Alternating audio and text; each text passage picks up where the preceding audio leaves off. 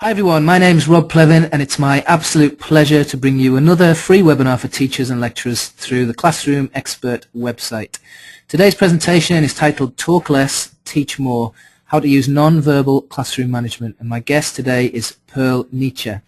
Now Perl is a very experienced, very special and very interesting lady with a lot of expertise and some fantastic ideas to share on the subject of nonverbal classroom management using cool strategies such as Neuro-Linguistic Programming and a host of other ideas of her own. And I know you're going to not only enjoy today's session, but you're also going to get to take away some wonderful strategies and ideas. Now just before I hand over to Perl, let me just mention a few things about the call. Really important that you engage fully, so please turn off any emailing or Skype, social networking, that kind of thing, which may interrupt with your viewing pleasure. You can take notes by all means, and please do. There's going to be a lot of information on the call, so you need to get as much information down as possible. Those of you that are live on the call, please feel free to ask questions, and I'll feed through to Perl throughout the call and also at the end if we get a chance for a Q&A session.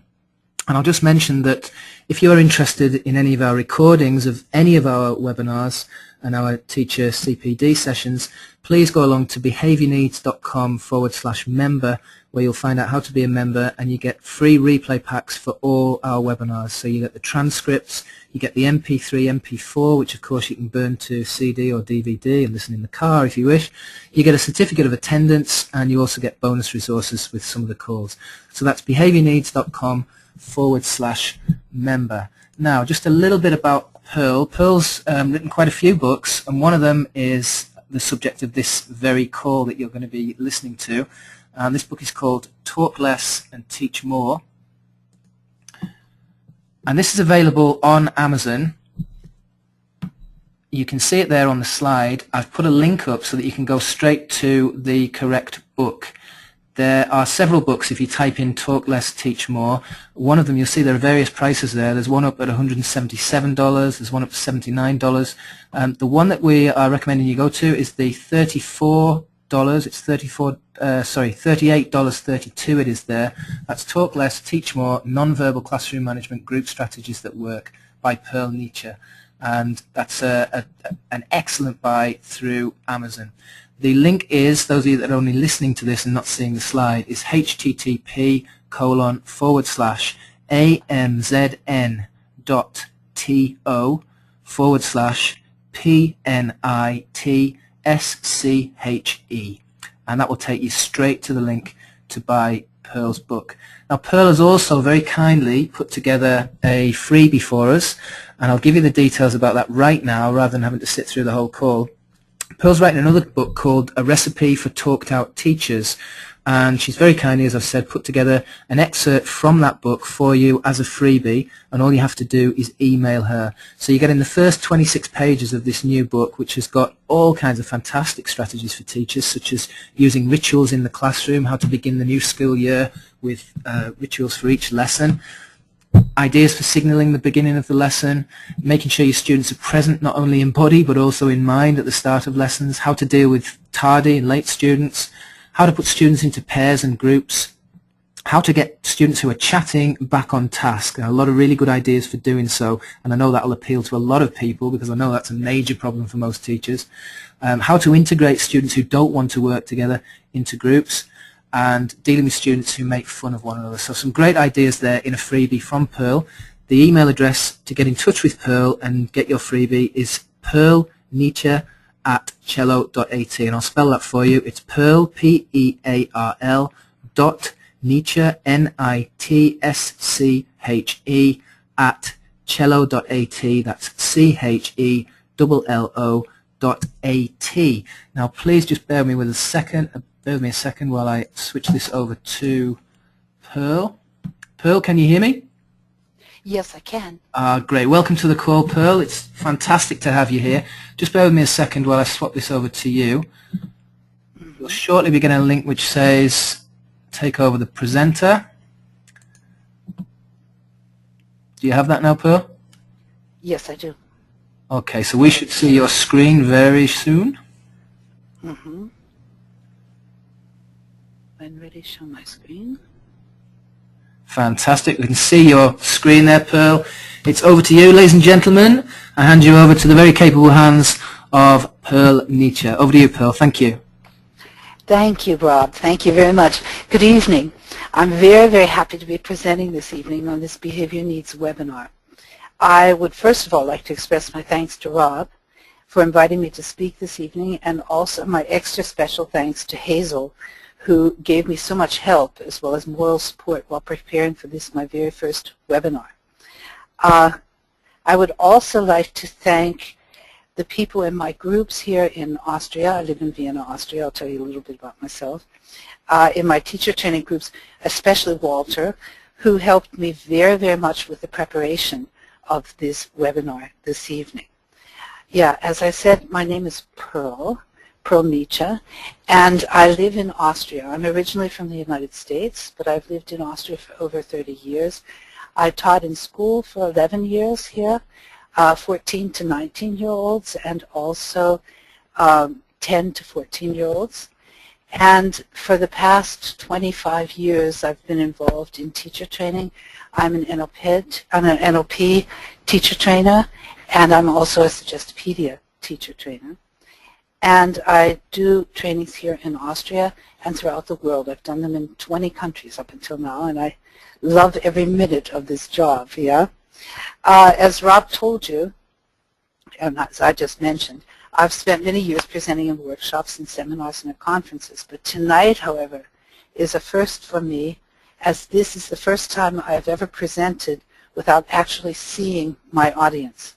My presentation style normally is very, very interactive, and yeah, I guess we will be interacting. I'll be asking you a lot of questions which you can answer in your mind. So basically what we're doing here is simply a different kind of interaction, and I'm very much looking forward to it. The techniques that I will introduce to you this evening are based upon NLP, Neuro-Linguistic Programming concepts. They are solutions that I have either used successfully while teaching 10 to 14-year-olds or 14 to 19-year-olds. And many of these techniques were introduced to me by teachers of all school levels and for all subjects, from kindergarten teachers to university lecturers and adult education trainers, all of whom have attended my seminars. Now I'll see if I can switch. Aha, very good. Here you see our goals.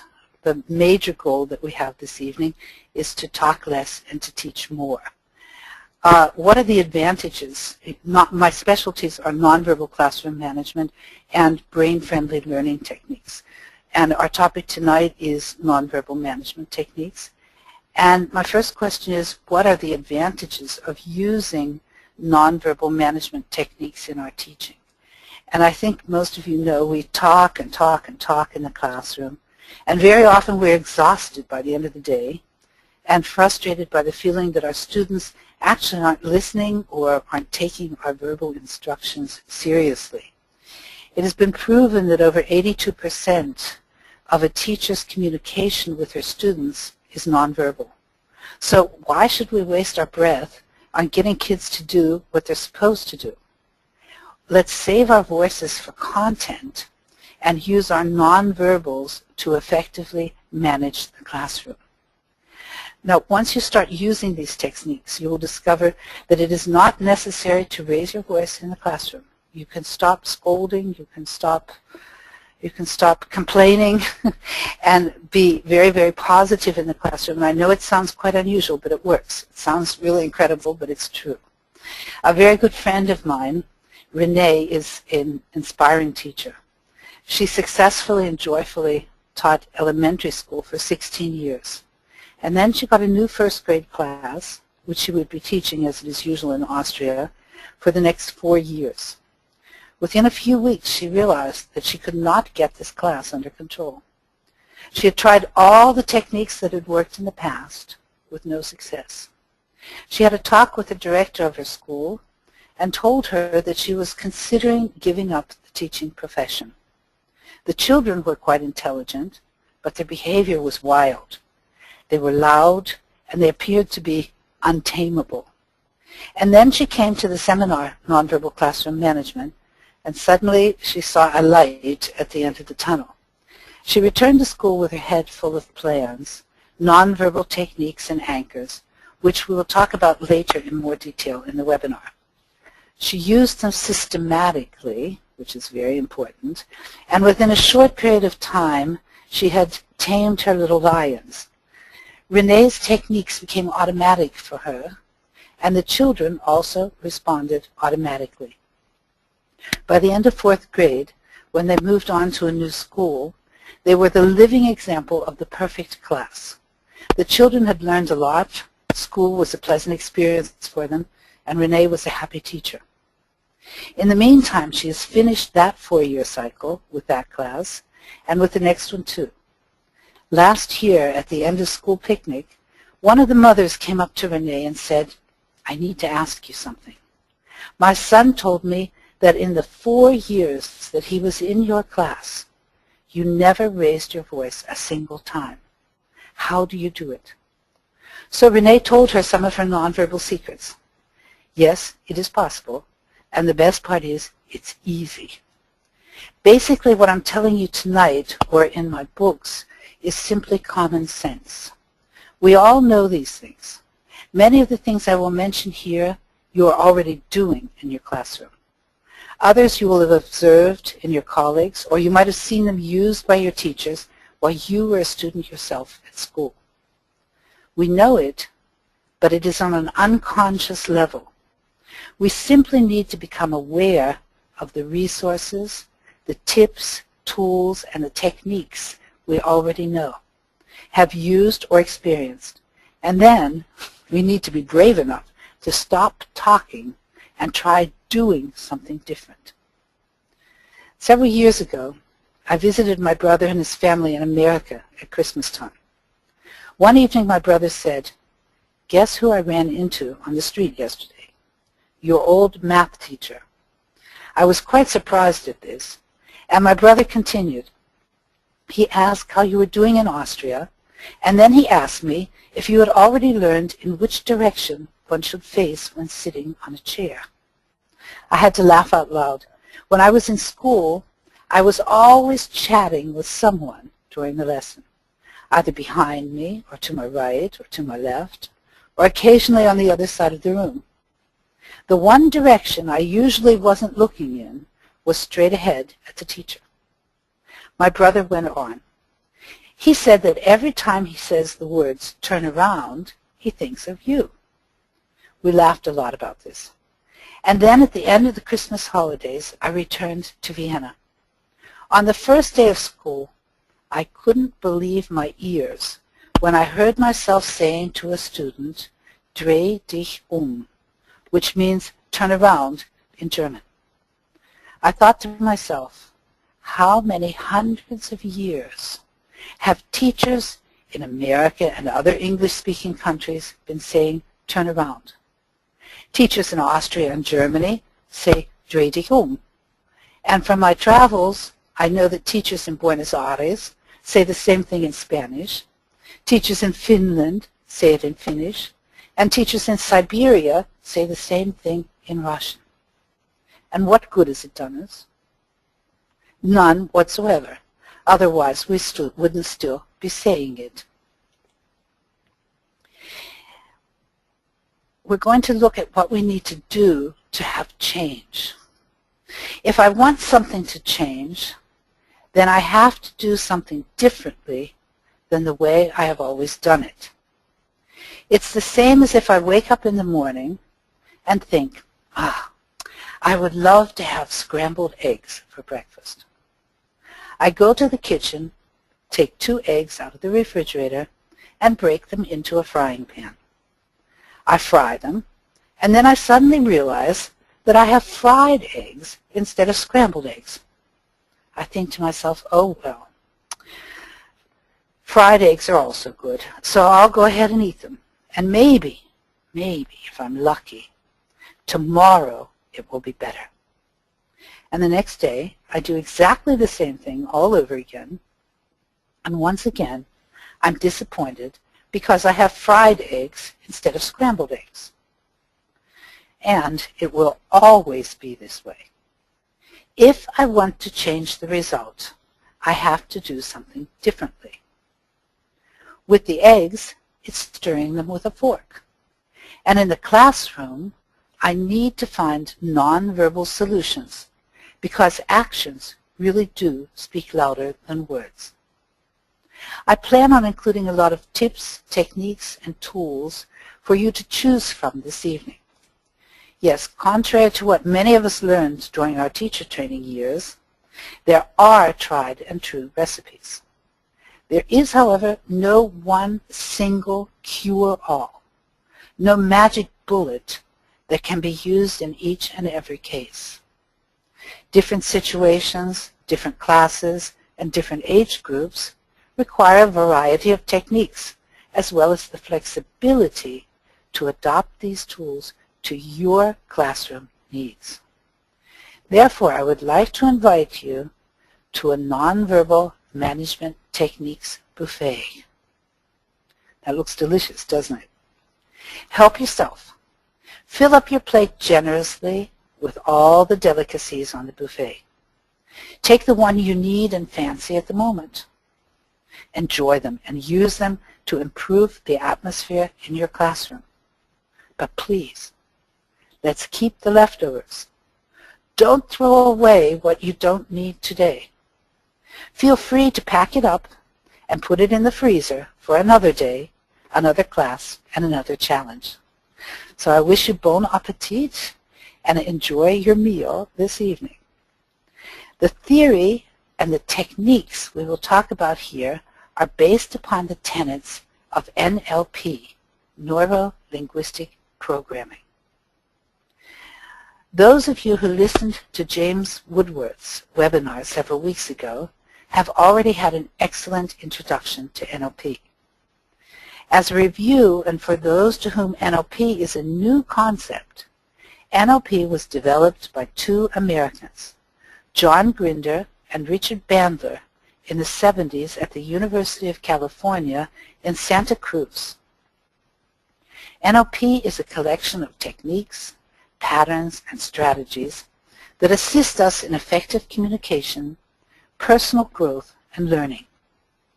NLP enables us to better understand our own thinking processes and our interaction and communication with others. NLP also gives us the tools to take personal responsibility for our own happiness and sense of well-being. So, as I'm sure you can imagine, this is pretty powerful stuff. In the early 90s, I met Michael Grinder, John's brother.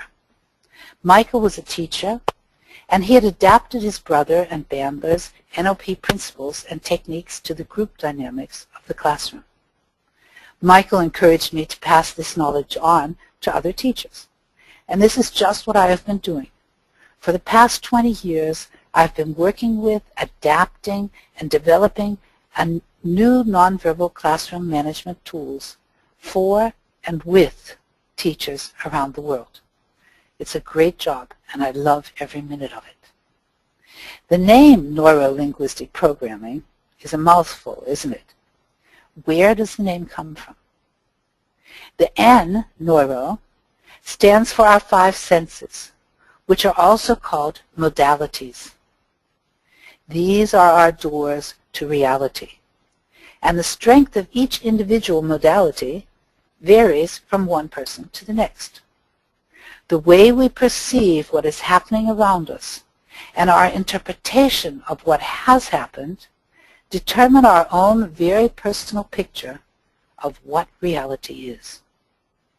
This modality preference, as well as a child's age and rate of development, determine not only his learning style, but, what is especially important for us in classroom management, his communication, or better said, his behavioral style. We need to watch for nonverbal signals, such as gestures, facial expressions, posture, voice, movement, and breathing to understand where the other person is at this very moment.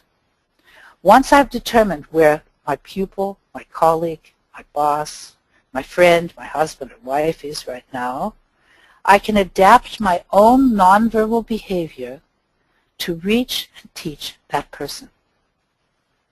The L of stands for linguistic, and it stands for the words with which we choose to represent our own personal reality in our speech as well as in our thoughts. These words give an indication of our preferred modality, our beliefs, and our personal picture of the world. Change and personal growth take place when we alter our thought and speech patterns. The P stands for programming. These are our strategies, our programmed ways of thinking with which, if we choose, we can change ourselves in order to fulfill our dreams, our goals, and our tremendous potential. The result is that each of us has a different concept or map of reality. The key to reaching and teaching our students lies in recognizing their map. By acknowledging their individual reality, I'm respectfully picking them up where they are at this very moment, accepting them for the person they are. And then we are in rapport, and I can gently lead them to where learning can take place. If two people are in rapport, they are on the same wavelength and good communication can take place. Sometimes rapport is automatically there. Those are the moments when you meet someone for the first time and it simply clicks. It has happened to all of us, but it doesn't always happen on its own. And actually, it's not always necessary. I don't have to like and get along with everyone. But there are situations where getting on the same wavelength to discuss problems and find solutions is very, very important. And to have good communication, I need to be in rapport with the person I'm speaking to. If it doesn't happen by itself, I can help rapport along. I simply dip shortly into the other person's world or reality. It's like finding out what we have in common on a nonverbal level. It's actually quite simple.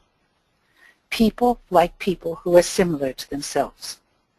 Developing rapport and relationship with our students is the key to learning and classroom management success. In addition, it is very often the solution to solving disciplinary problems in the classroom.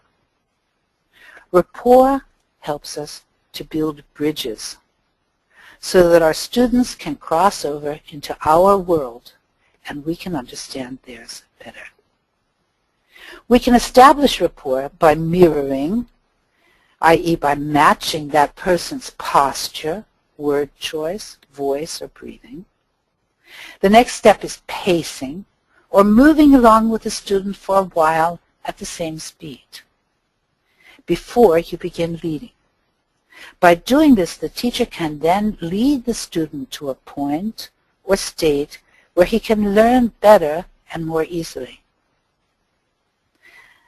Ursula, a participant in one of my classes, told me the following story, which is an excellent illustration of this process. One day, Ursula, who worked as a corporate trainer in banks and companies along with her husband, came to me and said, "I want you to know, Perl, that I have told my husband everything I have learned in this course. But there is one thing I will never, ever tell him." This statement made me quite curious. "What do you mean?" I asked. "This rapport technique." Let me explain.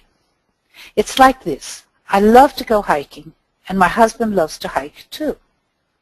But I hate it when we hike together because he walks so fast. We have been discussing this for 25 years. Every Sunday when we are at home, we drive to the mountains near Vienna. And every Sunday we have the same discussion in the car. Despite these lengthy conversations, as soon as we get out of the car, I have to run along behind him trying to keep up. Last week you told us about rapport, and I thought to myself, I'm going to try that out next Sunday. So I did, and it worked. We got into the car, and on our way to the mountains, I didn't even mention our usual topic. Instead of discussing it, I concentrated on conserving my strength. When we arrived, we were both in a good mood. We got out of the car and started our hike. At the beginning, I did my best to walk at his speed. But as I felt myself getting tired, I very gradually started to slow down. And what a surprise, he did too. It was the nicest walk we've had for 25 years. And the reason I won't tell him about it is because I want to enjoy many more of these lovely hikes with him in the future. That is rapport. And it works on other levels too. For example, you can control the noise in your classroom by matching your students' noise level and then bringing them down with your voice or with background music. These things are detailed in my books, and Rob mentioned at the beginning that there are different prices on there. Amazon made a mistake on my book. It's the $33 one, I think, that is the real book, and it's also available as a Kindle book, much cheaper. I think it's $9, something like that. So these things are included in that book if you want to know more about them, yeah? So rapport, how else can I use rapport? If they are lively and worked up at the beginning of the class, I can pick them up with something lively and controlled and then quickly lead them to a quieter state. Establishing rapport with your students, especially the liveliest and most difficult ones, show that you care and that you take them seriously. Relationships are the key to good behavior in the classroom. Rapport opens the doors to their world. And in classrooms where there is an atmosphere of rapport, the time and the effort expended on classroom management are greatly, greatly reduced. Power struggles disappear and are replaced with productive communication. The entire group works harmoniously towards common goals. The I in the classroom has been replaced by we. Let's take a look at what nonverbal communication actually is. Professor Albert Mehrabian, a pioneer since the 60s in communication research, determined during a communications project for the University of California that there are 3 factors that influence the effect a conversation has. These are 7% verbal, those are the words which are spoken, 38% vocal, how these words sound, and 55% visual. That means how you look when you say them. That comes to 7% verbal and 93% nonverbal.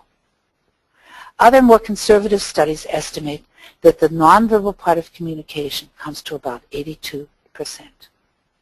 Whether it's 82% or 90%, it's an impressive percentage. In other words, what you say is important, but how you say it is even more so.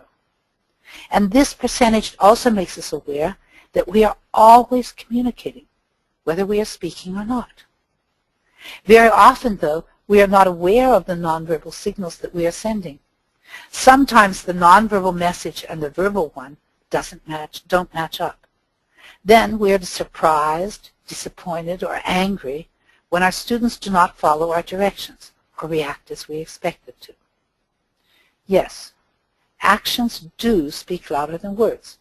And you can be very, very sure that if a verbal and a nonverbal message are in conflict, the students will always, always, always react to the nonverbal message. This is called being incongruent. For example, this picture here, just imagine that I'm standing before you and my posture is tense. My arms are crossed in front of my chest. I have a grim frown upon my face. My voice is dripping with sarcasm as I say the following words. I'm really glad that you are taking part in this webinar. Do you believe my words? Probably not, because I was incongruent. My words were positive, but my body language was negative, and actions speak louder than words. Now let's take a look at an example where the teacher is congruent. As you can see at the bottom of this slide, it's not up on YouTube yet, but my son and I have made three film clips that will be on YouTube as of approximately the beginning of April. You can look under Perl Nitsche. And you can see these techniques that I'm talking to you about. You can see them in these quite humorous film clips that my son and I made. So on YouTube as of the beginning of August. Yeah. So now imagine that I'm standing in front of you and my posture is relaxed and open. My hands are stretched out in front of me. The palms are facing upward. I'm smiling at you, and I say in a warm and friendly voice, I'm really glad that you are taking part today. That was better, wasn't it? The first time I was incongruent. My nonverbal message contradicted my verbal one. The result, I expressed the exact opposite of what I actually wanted to get across. The second time I was congruent. My verbal and my nonverbal messages were in sync with one another. Therefore, I got my point across and you believed my words. Let's look at another example. Imagine that I want my students to write an essay. We have discussed all the details and I have listed them on the board. All of the important questions have been answered and I would like them to start writing. My verbal message, now we will begin, no more questions please. Quite clear, isn't it? Or perhaps it isn't. The words are clear, but whether the students follow my instructions is dependent upon whether my words and my nonverbal message correspond. It is once again a question of congruency. How is my posture? My facial expression? What does my voice sound like? Those are decisive factors that will determine whether my directions will be followed or not, and how others will react or interpret my intentions. In these examples, there are two kinds of voices that I can choose between: the credible voice and the inviting voice. Both voices are very useful. What is important is choosing the right voice for the right situation. The credible voice, and once again this will be on YouTube, the credible voice is the one I use, for example, when I discipline, when I give instructions, when I have a serious conversation with my students where I do not expect them to talk back, or when I want to get their attention. This voice carries the message, do what I say and no contradictions. Here is a picture of a credible voice. I would like to add that although it can look like this, I usually do this voice with the arms close to the torso and the elbows bent. It didn't come across quite well in the picture. My posture, my body movement, or my lack of movement in this case, determine which voice I produce. When I speak with a credible voice, I hold my body straight and still. My feet are parallel to one another, with the toes pointing forward. My chin is tilted down slightly. Because my body is still, my head is also still. The way I hold my head has direct influence on my voice. When my head is still, my voice is monotone, as it is right now, and it often goes down at the end of a sentence or a statement. Here are two excellent examples. Quite famous people, yeah? And they're both speaking with the credible voice. No, don't show the palms of your hands. If you show the palms of their hands, it means talk to me. Palms down, still body, yeah? And flat voice. Those who naturally have a credible voice tend to be assertive and to get their own way. When they talk, others listen and then go into action. The disadvantage of this voice lies in the quality as well as the quantity of communication.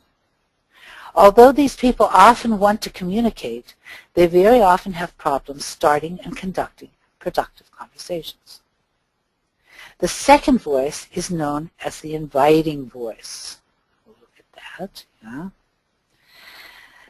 This is the voice I use when I want to converse with my students, when a discussion, suggestion, and ideas are welcome. This voice encourages conversation and an exchange of ideas. Those who tend to have an inviting voice tend to move their bodies while speaking. The movement is rhythmical and symmetrical. Their arms are held close to the body, and they move slightly in the same rhythm. These speakers occasionally show the palms of their hands while speaking. The head, and therefore the voice, move up and down in rhythm with the body movement. And the voice tends to go up at the end of a statement, as it does at the end of a question. Your pupils will tend to answer, if you use this voice, they will tend to answer you whether you have asked a question or not. Here's another example. People who have an inviting voice are sociable masters of communication. They can talk on almost any topic, and they bring out the best in those to whom they are speaking. This is the voice that many teachers have. The disadvantage of using this voice is that sometimes it's difficult to be assertive. Statements made with an inviting voice are regularly challenged and discussed. The discussions can be lengthy, and in the end, nothing actually happens. Now, you should have both voices, but you will probably prefer one voice or the other. This is the voice that you will feel natural to. And as a teacher, it is very, very likely, as I said before, that this voice, the voice you prefer, is the auditive one. It is good when you recognize your own preference. And at the same time, it is essential that you choose the right voice for the right situation. Upon hearing this, some teachers respond with, yes, but then I won't be authentic, I won't be myself. Possibly this is true. But as a teacher, you cannot always allow yourself to be totally authentic. We have a job to do. This job is to lead a class. And if for a moment you take a step back to better observe yourself and your class's behavior, you will notice that the class is a mirror in which you can observe yourself.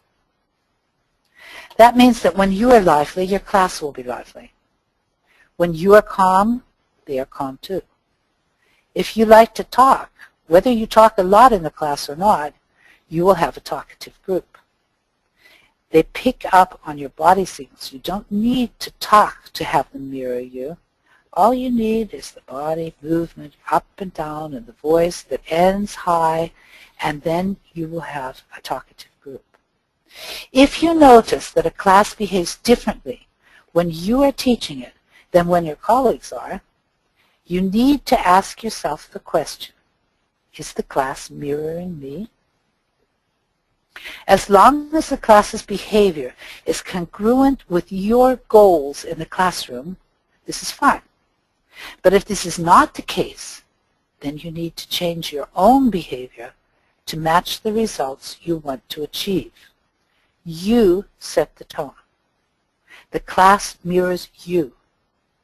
The first step is creating an environment in the classroom where you can achieve your goals.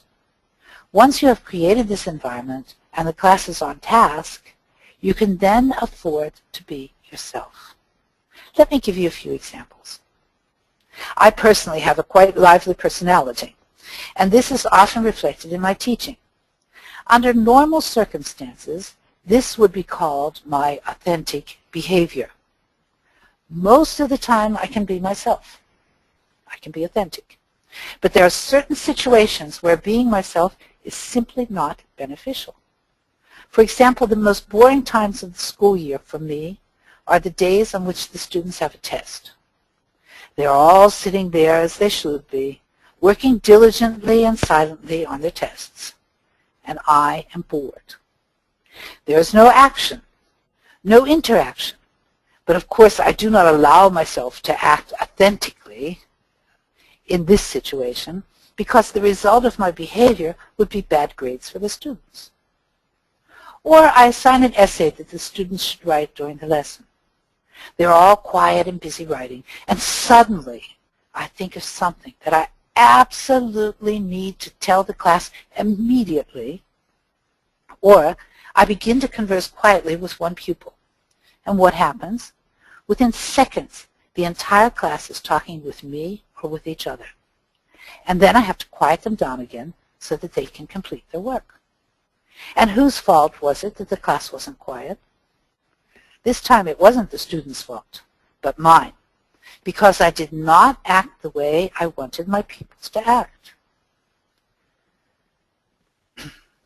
And they mirrored my behavior. Our next topic is anchors in the classroom, or what I learned from Pavlov's dog, whose picture you see here in the corner. An anchor is a term that stems from NLP. It can be defined as a stimulus that always calls forth the same reaction. A well-known example of anchoring is the conditioning experiments that Pavlov conducted on his dogs. At the beginning, Pavlov rang his bell, and then he fed the dogs. It didn't take long until every time that Pavlov rang the bell, that was a stimulus, the dogs started to salivate, and that was the reaction.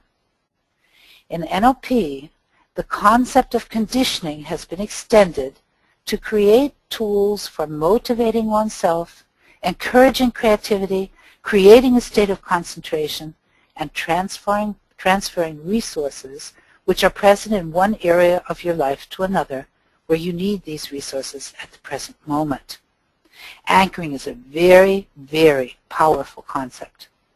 Today, however, we will stick to the function of anchors as conditioning and take a look at how anchors can be used in the classroom.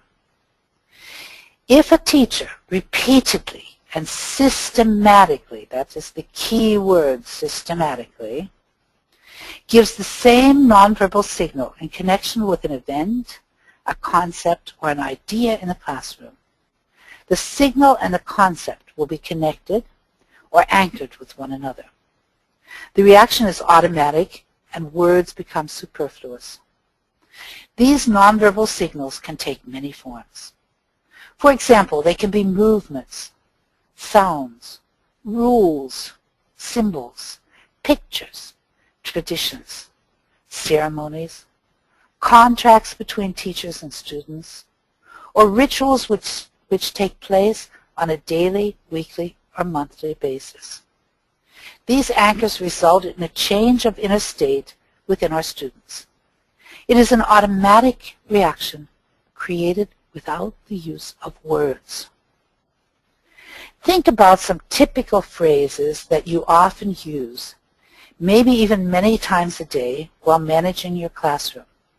These should be phrases that you would like to replace permanently with a nonverbal anchor so that you don't need to say them again and again and again.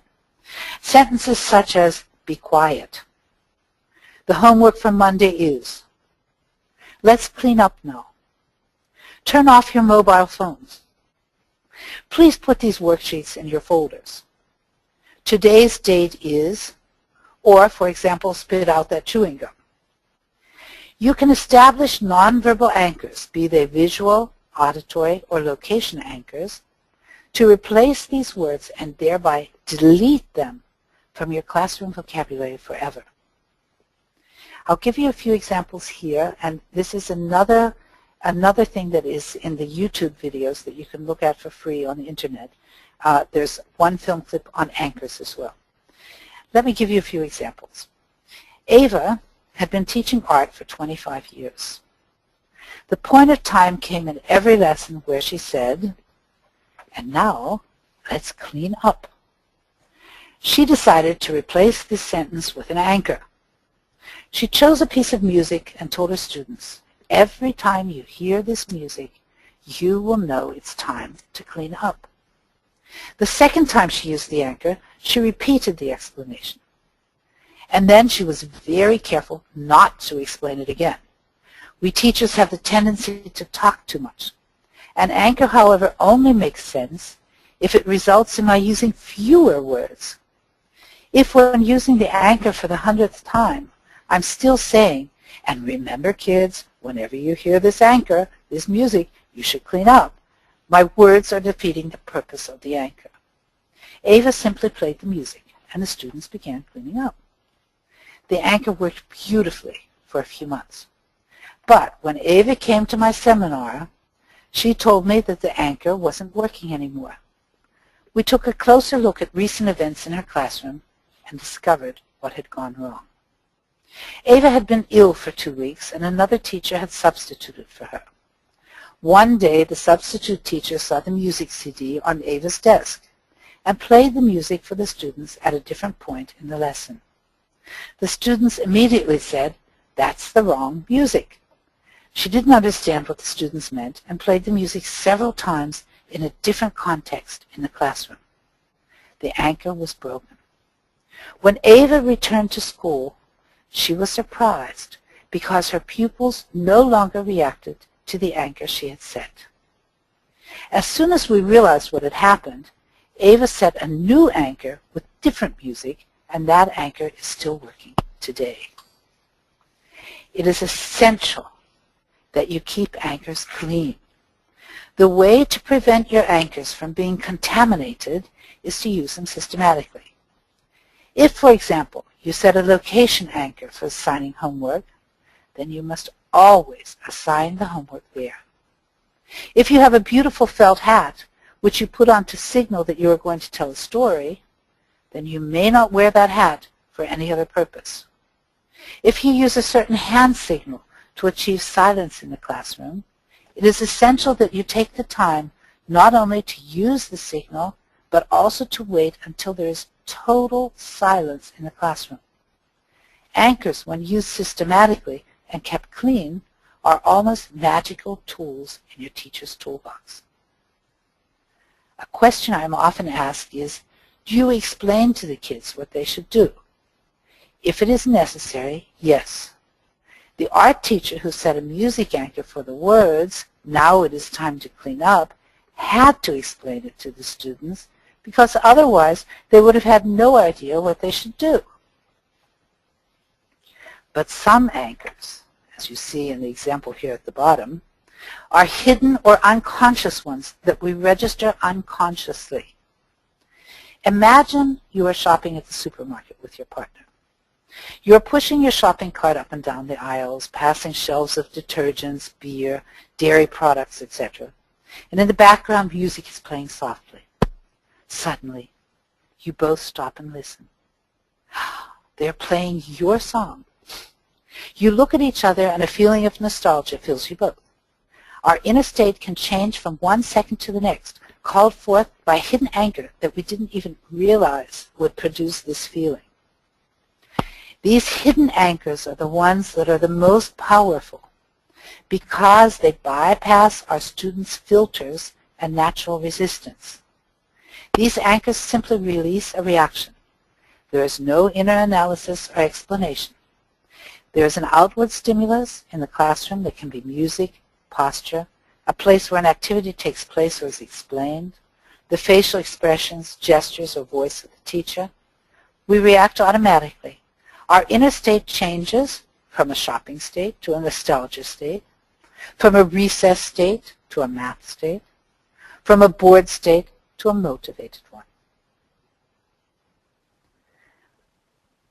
Good. The additional and very important lesson to be learned through these examples is that we realize, too, how important it is to take a step back and observe our own behavior, as well as the behavior of our students. Use an anchor, step back, and see how it is working. It sounds so simple, but very often we are so involved in what is happening in the classroom that we forget to move into this observing position. It's all about gaining perspective. If our students react in a different way than what we expected, we need to take a step back and ask ourselves the question, why did they react the way they did? And what triggered this behavior? Generally, anchors used in the classroom are either visual, auditory, or location anchors. I have some examples here for you. Oh, this is an especially good example. My son also teaches English in an alternative school here in Vienna. And after his first day at school, he went home and he called me on the phone and he said, Mama, you can't imagine how disrespectful some of these kids are when they speak to each other. And he said, but that's going to change. I'm going to change that tomorrow. And so the next day when he went to school, he took a sheet with him and some paints. And he told the kids, he said, we're going to make a poster and hang it on the wall. And here it is. This is in German. As you see, German is very close to English. Their motto was 100% respect. And respect is written in the German way with a K instead of a C. So they made this sign that said 100% respect and hung it up on the wall. And then every time that a student did something or other that was disrespectful or said something disrespectful, my son rang the bell, which was on his desk, pointed at the sign, and everybody pointed at the sign, stood up, said 100% respect, and sat down again. And he did this not only when a student said something disrespectful to another student, but he also rang the bell when a student said something disrespectful about himself. If he said, oh, I'm so stupid, 100% respect. And the whole class would stand up and say 100% respect. My son Derek said it improved so quickly. It was amazing. And the thing that is so good with this method that he used here, or this anchor that he used, is that a lot of our kids don't know how to speak respectfully to one another. They haven't learned that at home. Their parents speak that way. Their families speak that way. Their friends speak that way. And so not only do we have to tell them we want you to treat each other with respect, we have to show them what respect is. And by using the bell and the sign, they quickly realized what they were saying that was disrespectful. And of course he had to practice it every once in a while, but it did improve tremendously, and it's a technique I can recommend to you very, very highly. Yeah, it's a visual anchor and an auditory anchor with the bell. And here's some examples of visual anchors as well. For circle time, I had a sign. It was laminated. I put it on the board with a magnet. Circle time. They knew immediately what they were supposed to do, to be quiet, sat down in a circle. This is listen. You don't have to carry all these things to class with you. If you have it, I love toys like this. But if you have it, do. But otherwise, it's enough if you cup your hand behind your ear. And they know that means listen. A friend of mine, this is an illustration from the new book that's coming out, and it's how can we show our students non-verbally that we're running out of patience with them. It's much, much better to put a sign like this on the board that they see, ooh, our patience is running thin, than to explode and say things that I might later regret. Then you can also use yellow cards, red cards. You can use a stopwatch. One of the major topics that are covered in the books is teaching kids structure. There are two keys to the classroom, to controlling the classroom, and one I really believe is the relationship level, that you have a good relationship to kids, and the second is the structural level, that you teach the kids structures. How do we make a row of 2 lined up at the door? And how do we move through the halls quietly? Okay, I analyze it, I give it to them step by step, we do it, and I time it. And I say, super. You only needed 2 minutes and 37 seconds. And now let's do it again. I'm sure you can do it faster and faster and faster till it works automatically. It works automatically. A structure is the next stage after an anchor. And it eliminates most of your disciplining will be done with structures and with classroom management topics and not with the class material that you are teaching. So integrate structures, use them systematically in your classroom, and you'll have to do a lot less disciplining.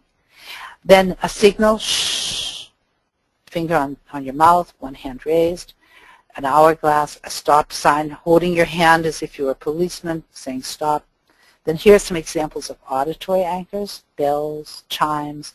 I have a teacher here, when you see this elephant here on the side with the wind chimes.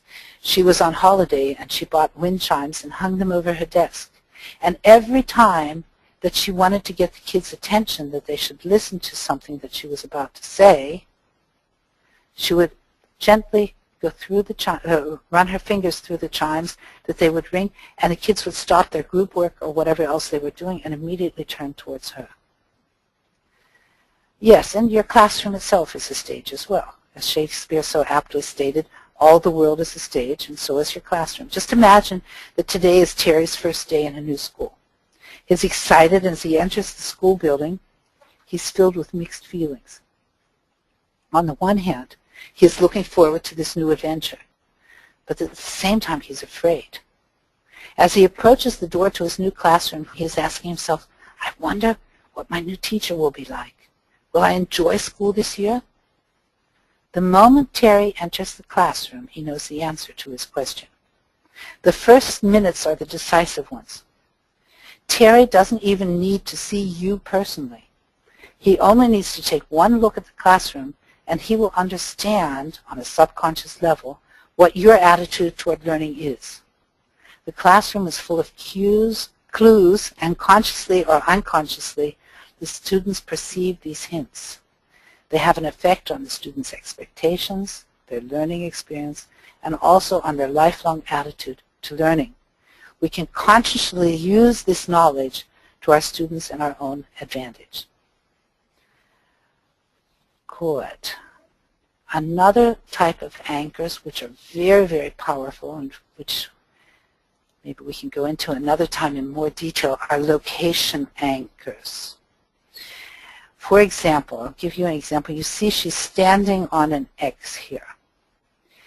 And I did this in class one time.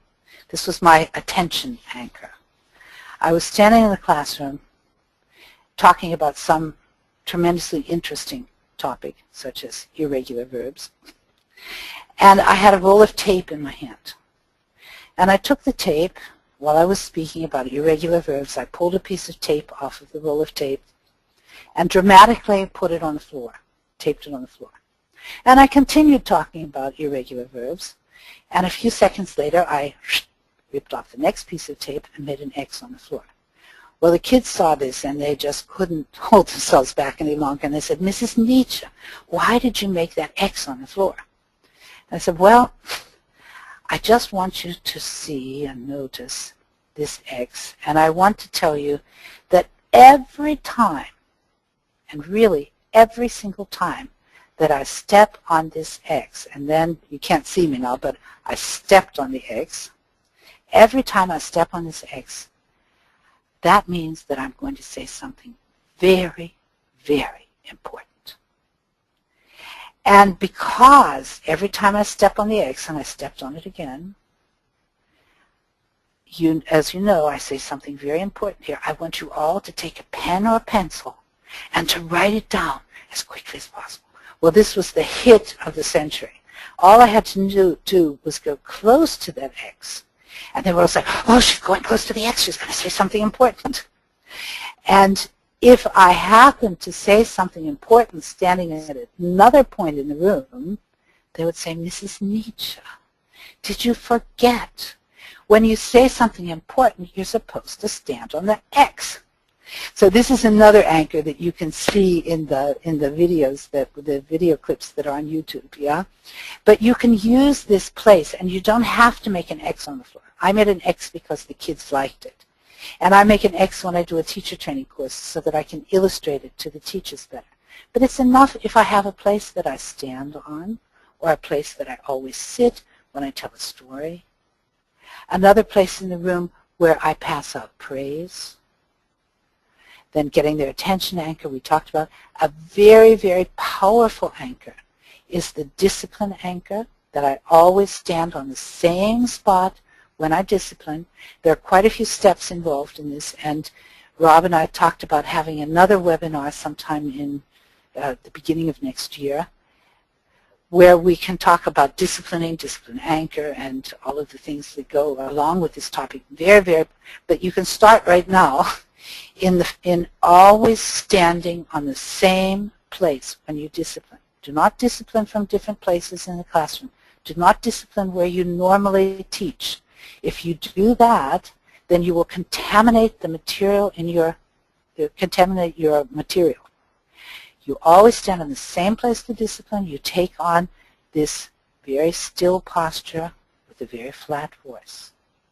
And if you want to know more before we do the webinar, this is also in my book, the one that is available as a Kindle and as on Amazon, yeah? Then you can have another anchor where you give instructions, and another anchor where you ask if there are questions. You don't want them both in the same place. You don't want to give instructions on the same place where you ask if there are questions, because you'll never be able to finish giving the instructions because they'll constantly be asking you questions. So you want to divide that up. It's another structure where you have one spot where you give instructions, and then you move to the other spot and say, and do you have any questions? So these are very, very powerful, powerful anchors. Here's another slide that I don't think we'll really get to be able, we have the time to go into this in detail tonight, but it's how you can control the volume in the classroom. If you're trying to get the attention of the class at the very beginning of the class, you don't say, you go into the class, you stand there. You take on this quiet posture, this still posture, very still, and you don't say anything. You just stand there and wait. And they will get quiet. But if they don't see you, you're going to have to be louder than the class. So this is just an illustration. We can cover this in the next webinar as well, where the teacher, if she has to say something, has to be louder than the class, because otherwise the class won't hear you. Then pause, then go down to a whisper, and come up in a normal voice, and you'll have them all. More later, yeah? That's me, yeah? That's a picture of me. And I would like to go with you in your classroom. I'd like to give you not only the freebie that has been promised to you if you send me an email, and not only the YouTube videos, but I'd also like to give you a little Perl. Yeah, this is a picture of me.